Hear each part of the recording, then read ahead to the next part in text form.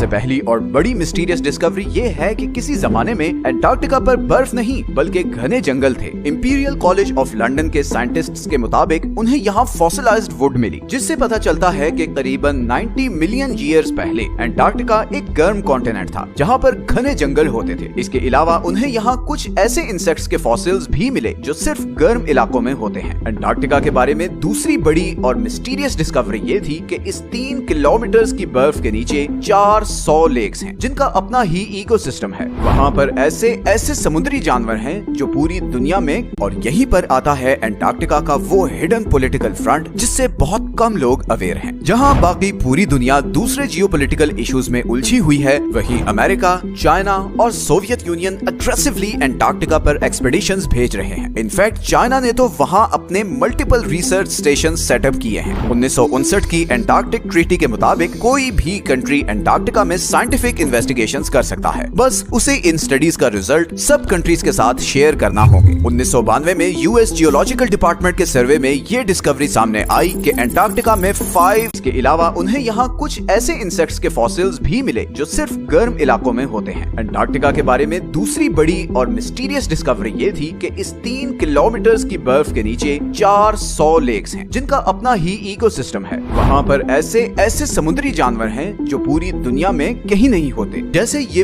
बड़े बड़े स्पाइडर्स और सी थ्रू जेलीफिश। ये बर्फ के नीचे एक अलग ही दुनिया है। इसी तरह एंटार्क्टिका पर एक और चीज जिसने बहुत से एक्सप्लोरर्स को बहुत सालों तक पजल किए रखा, वो ये खूनी चश्मे हैं। मैकमर्डो की वैली में ये वाटरफॉल ऐसे है जैसे बर्फ से खून निकल रहा हो, मगर हाल ही में साइंटिस्ट्स ने ये डिस्कवरी की है कि इस वाटरफॉल का सुर्ख रंग इसलिए है क्योंकि इस चश्मे को एक बहुत ही सॉल्टी लेक से पानी आता था जिस पर अब कई 100 फुट बर्फ पड़ चुकी। साइंटिस्ट्स के मुताबिक दुनिया का 15% carbon emission southern ocean absorb करता है और ग्लोबल वार्मिंग के साथ साथ इस ओशन की इंपॉर्टेंस बढ़ती जा रही है। अगर आपको इस तरह के टॉपिक्स पसंद हैं तो नीचे कमेंट्स में जरूर बताएं। मिलते हैं नेक्स्ट वीडियो में एक और इंटरेस्टिंग टॉपिक के साथ। 1959 की एंटार्क्टिक ट्रीटी के मुताबिक कोई भी कंट्री एंटार्क्टिका में साइंटिफिक इन्वेस्टिगेशंस कर सकता है, बस उसे इन स्टडीज का रिजल्ट सब कंट्रीज के साथ शेयर करना होंगे। हाल ही में एंटार्क्टिका में बहुत ही बड़ी क्वांटिटी में नियोडिमियम, प्रेजियोडिमियम, टर्बियम और डिस्प्रोजियम जैसे रेयर अर्थ मिनरल्स के रिजर्व्स डिस्कवर हुए हैं।